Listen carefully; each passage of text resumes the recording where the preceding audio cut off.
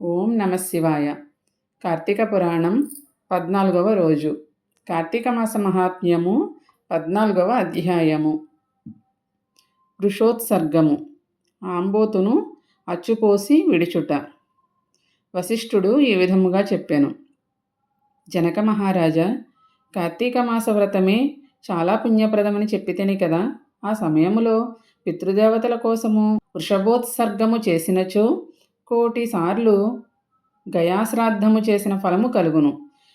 లేనిచో అంధతామిశ్రమను నరకమునకు పోవుదురు. పితృదేవతలను గూర్చి గయాశ్రాద్ధమును, కార్తీక పూర్ణమి నాడు వృషభోత్సర్గమును ఏది చేసినను సమానముగా వారు సంతోషింతురు. అయితే ఈ వృషభోత్సర్గము గయాశ్రాద్ధము కంటే కూడా ప్రశస్తము. వృషభోత్సర్గము వలన అన్ని పుణ్యముల కంటేనూ గొప్ప పుణ్యము కలిగి దేవ పితృ ఋషి రుణముల నుండి విముక్తుడగును. కార్తీక పూర్ణమి నాడు ధాత్రిని అనగా ఉసిరిపండును దానము చేసినచో తర్వాత జన్మములో కూడా అతడు సార్వభౌముడుగను, దీపదానము చేసినచో ఉత్తమ గతి కలుగును. మనోవాక్కాయ కర్మములచే చేసిన పాపములు పోవును. పూర్ణిమ నాడు శివలింగమును దానము చేసినచో ఈ జన్మములో భోగభాగ్యములు కలుగును, తరువాత జన్మములో సార్వభౌముడగును.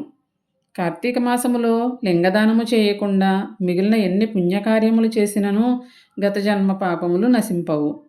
ఆదివారము నాడు, ఆబ్దికము నాడు, అమావాస్య నాడు సూర్యచంద్రగ్రహణములు పట్టినప్పుడు రాత్రి భోజనము చేయరాదు. ఏకాదశి నాడు అస్సలు భుజించరాదు.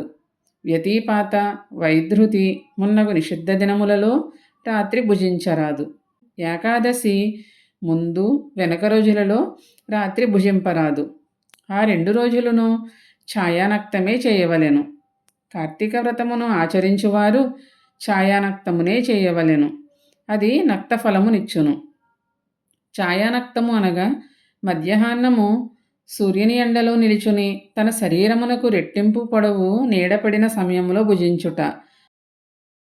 సమస్త పుణ్యాలను కలిగించు కార్తీక మాసములో నిషిద్ధ దినములలో భోజనము చేసినచో పాపము ఇంతని చెప్పలేము. అందుచేత శ్రద్ధతో ఈ వ్రతము చేయవలెను. తైలాభ్యంగనము అనగా తైలముతో అభ్యంగన స్నానము, నూనె రాసుకుని అభ్యంగన స్నానము, పగటి నిద్ర, కంచుపాత్రలో భోజనము, మఠములో భోజనము, ఇంటిలో స్నానము, నిషిద్ధ దినములలో రాత్రి భోజనము, వేదశాస్త్ర నింద, ఈ 7ను కార్తీక మాసములో విడిచిపెట్టవలెను. సూర్యుడు తులారాశినందు ఉండు కార్తీక మాసములో నదీ స్నానమే శ్రేష్టము. తర్వాత సూర్యమండలగతులైన శ్రీహరికి నమస్కరించవలెను. విష్ణు కథలను విని ఇంటికి వెళ్ళవలెను. సాయంకాలము నిత్యకర్మలను ఆచరించిన తరువాత పూజామందిరమునకు వెళ్ళి రుద్రసూక్తములు చెప్పుచు పంచామృతములతో అభిషేకము చేయవలెను. తర్వాత క్రింది విధముగా పూజ చేయవలెను. ఈశ్వరునికి కల్పోక్త ప్రకారం షోడశోపచార పూజ చేయాలి. సహస్రనామార్చన ఈ కార్తీక మాసమంతా చేయాలి. కార్తీకమున నక్తవ్రతము చేసినచో 1000 అగ్నిహోమములు, 100 వాజపేయ యాగములు, 1000 అశ్వమేధ యాగములు చేసిన ఫలితము కలుగును. ఇట్లు నక్తవ్రతము చేసిన వాని పాపములు సమూలముగా నశించునని నారదుల వారు చెప్పిరి. కార్తీకమున చతుర్దశి నాడు పితృదేవతల ప్రీతికై బ్రాహ్మణునికి భోజనము పెట్టినచో వారెంతో సంతోషించుదరు. కార్తీక శుద్ధ చతుర్దశి నాడు తిలతర్పణము చేసినచో వారి పితృదేవతలు చాలా సంతుష్టులగుదురు. ఆ రోజు ఫలములను దానము చేసినచో సంతానమునకు క్షేమము కలుగును. కార్తీక బహుళ చతుర్దశి నాడు ఉపవాసము చేసి శివుని పైన చెప్పిన రీతిగా అభిషేకములతో పాటు పూజించి తిలదానము కూడా చేసినవాడు కైలాసపతియే అగును. ఈ అధ్యాయమును విన్నవారు తమ పాపములకు ప్రాయశ్చిత్తము చేసుకొన్నవారగుదురు.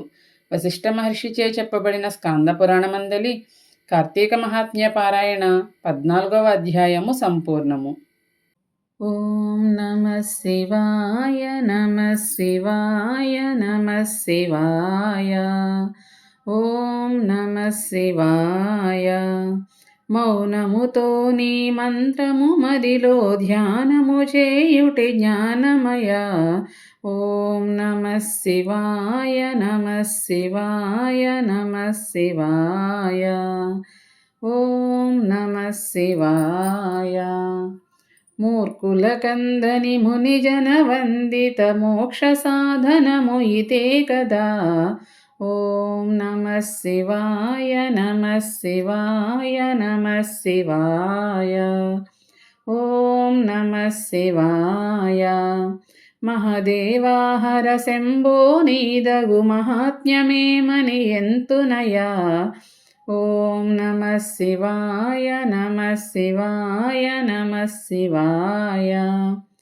ఓం నమః శివాయ. ముందుగా నీ దయ కల్గిన నాపై మోక్షము జెందుట సులభమయా. ఓం నమః శివాయ నమః శివాయ నమః శివాయ. ఓం నమః శివాయ. యతి జనవందిత నీవే గతియని సతతము గొలిచెద సాంబ శివా. ఓం నమః శివాయ నమః శివాయ నమః శివాయ. ఓం నమః శివాయ.